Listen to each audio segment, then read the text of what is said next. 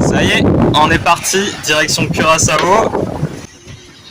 On fait une bonne moyenne pour le moment encore, hein. On était à... Ça fait 1h30 qu'on est parti, on est à 7 nœuds 4 de moyenne, on a déjà fait un surf à 10 nœuds. En config 2 riz et génois roulé à moitié. Il nous prévoit encore entre 2 et 3 jours de nave.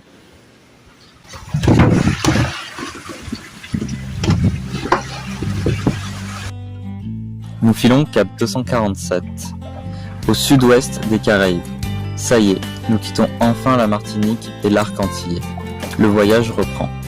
C'est sous génois tangonais, sur bâbord, et GV de riz, dans une alizée soutenue d'environ 25 nœuds en moyenne, que nous débutons cette navigation. Omana marche bien. Le début d'après-midi, le ciel se couvre. Nous essuyons quelques grains, et Omana surfe parfois à plus de 13 nœuds.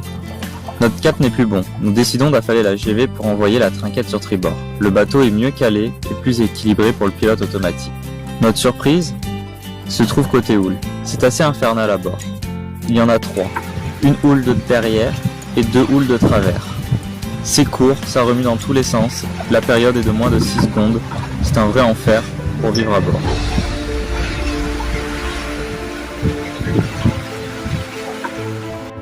Pour la nuit, nous décidons de ne pas établir de planning de quart. Chacun barre dès que l'autre est fatigué. Au petit matin, les conditions restent les mêmes que la veille. Mais le vent faiblira et la mer se mettra dans une position plus ordonnée et la vie se fera ainsi plus facile à bord. En fin de journée, c'est un coucher de soleil magnifique qui nous attend. Les couleurs sont belles, la mer s'apaise. Nous décidons de rester sous trinquette jumelle toute la nuit. Le bateau avance quand même bien. Nous faisons une moyenne d'environ 7 nœuds 8.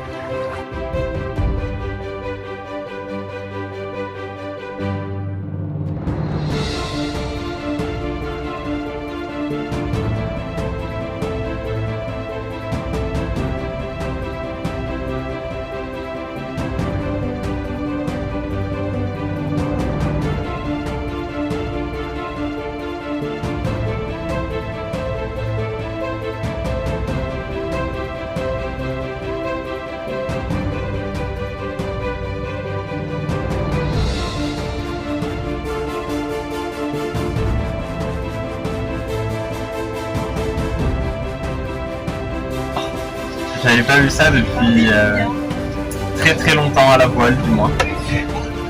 On a le pilote qui a décroché, parce qu'on n'a toujours pas changé le calculateur. Et du coup, là, elle a fait son premier surf à 10 nœuds de sa vie, voilà.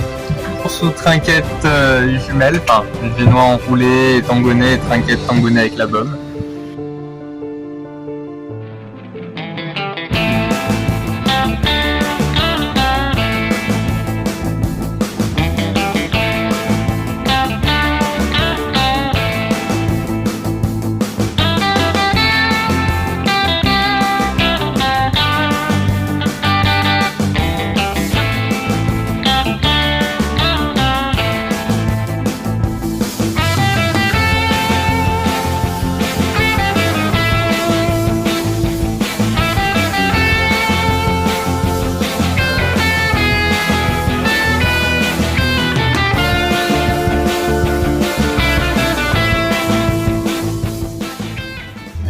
Bon, petit point sur l'avancée.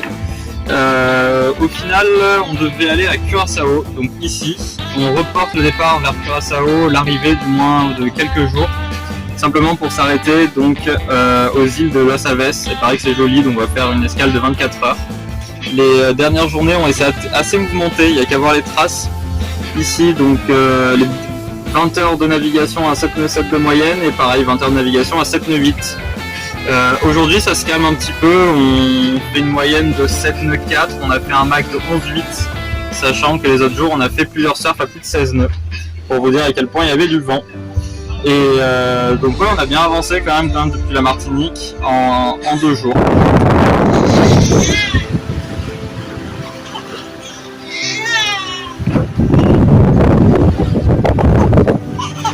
Voilà, donc on a la trinquette, le génois et 2 riz dans la GV. Le bateau marche bien entre 7 et 8 nœuds. Et nous avons pris la décision de nous arrêter sur les îles de Las Aves, à Belo Vento, plus précisément. Nous avons essayé trinquette jumelle plus grand voile, ensuite grand voile haute et génois tangonais, pour finir sous spi afin de gagner le plus de temps possible. Mais le temps n'a pas été avec nous. Nous sommes arrivés de nuit dans une île magnifique que nous découvrons au réveil.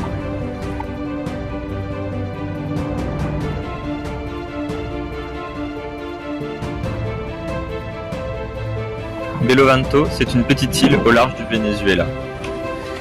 Elle n'est pas habitée et sert de refuge aux pêcheurs de passage qui pêchent la langouste et le lambi. Pour eux, voir des voiliers est une aubaine. Ça fait 4 mois qu'ils n'ont pas vu leur terre. Avoir un voilier à proximité, ça veut dire avoir potentiellement de l'eau, de la nourriture et, pour certains, Internet. L'île est magnifique. Il y a de la vie de partout et des milliers d'oiseaux.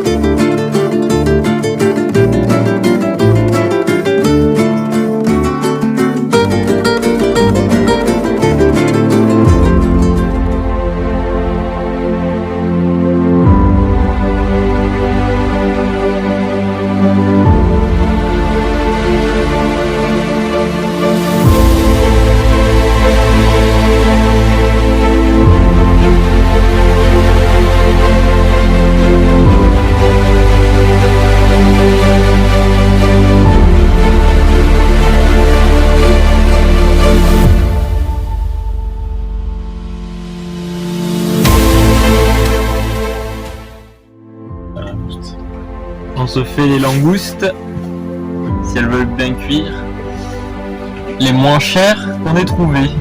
Non, on les a pas pêchées, mais il y a un pêcheur qui est venu nous voir ici aux Alès et nous a échangé des langoustes contre de l'eau.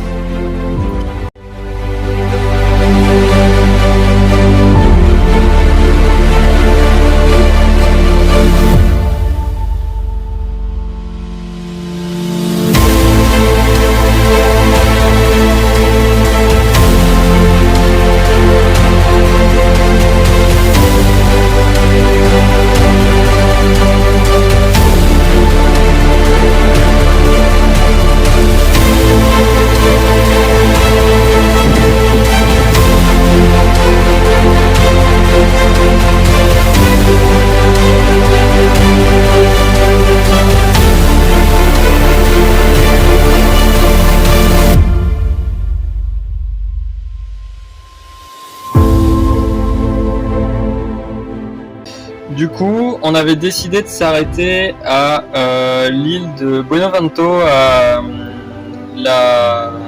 Barlovento, pardon, à Las Aves. Ça appartient au Venezuela. Alors, c'était assez compliqué pour rentrer dedans, mais on a réussi au final. Et là, on se dirige donc vers Curaçao, qui est ici. Donc, on a pour 12 heures de navigation. On a décidé de partir de nuit pour arriver de jour. Et normalement on a un bon courant qui devrait nous aider. Bon, et pendant que les pâtes cuisent, il y a papa qui veille dehors parce qu'on voit des lumières sur notre tripod. Alors on les aperçoit ici un petit peu à la caméra, là-bas derrière la pomme. C'est les lumières de l'île où il y a des gardes-côtes. Et derrière on a des des lumières de pêcheurs qui nous rattrapent. C'est ainsi, 2 jours plus tard, que nous reprenons le départ direction Curaçao, l'île initialement visée dès notre départ de la Martinique. Très content d'avoir fait cet arrêt aux îles de Las Aves, mais triste de les quitter si vite.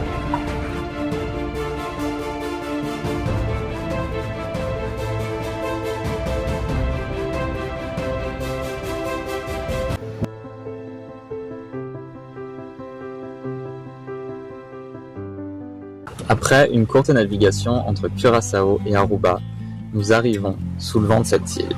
On croirait arriver à Fos-sur-Mer. Des raffineries et des cheminées à tout va.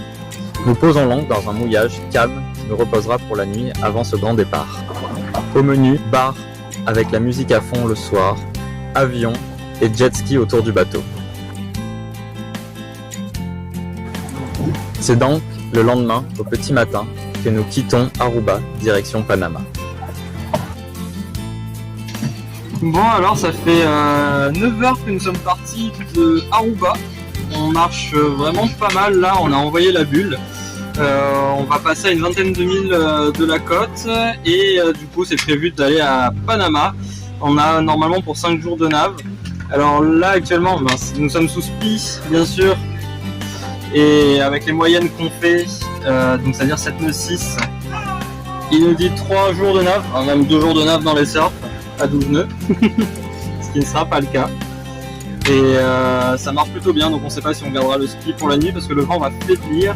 Et il y a un passage du coup vers la Branquilla ici qui est réputé costaud, donc on passe à une centaine de milles de la côte pour être tranquille. La navigation commence calmement. Tout d'abord sur trinquette jumelle, puis sous SPI seul, Omana marche très bien. Je n'aurais pas pris beaucoup d'images sur cette navigation. Celle-ci était plutôt simple à vrai dire. Nous sommes partis sous SPI, tangonnés sur tribord, et nous resterons ainsi jusqu'au jour de l'arrivée.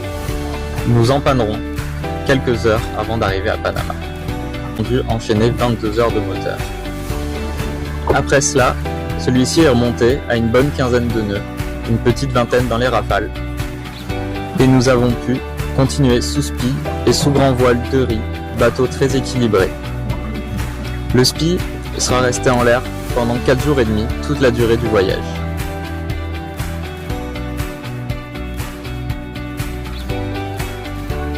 Omana semblait lancé sur un tapis volant.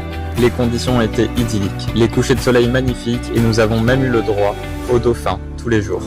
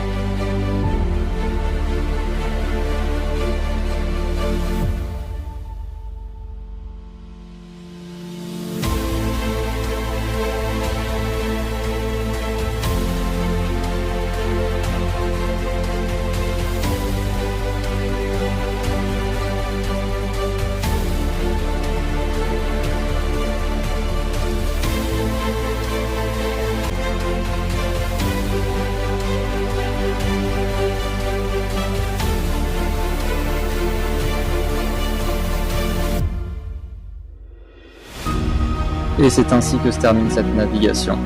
Au final, ça aura été 4 jours sous SPI, 4 jours magnifiques, avec une dernière journée fantastique. GV hot, SPI à fond, les ballons.